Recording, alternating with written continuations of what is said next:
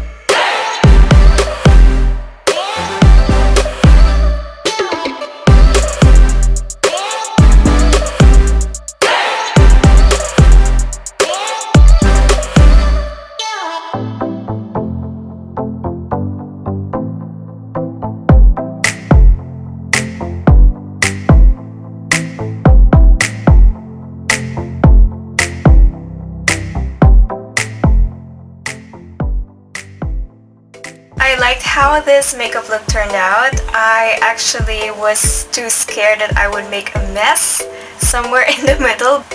At this time, some of my friends would tell me that the most important makeup right now is narrowed down to the eyes. And I thought, yeah, we can still have fun with just eye makeup.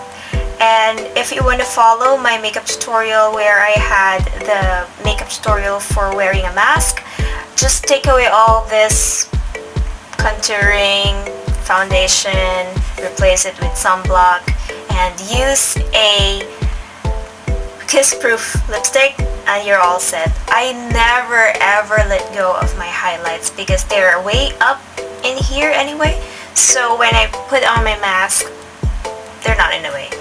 So I hope you like this look and be safe. Please wear a mask when you need to go out. Bye!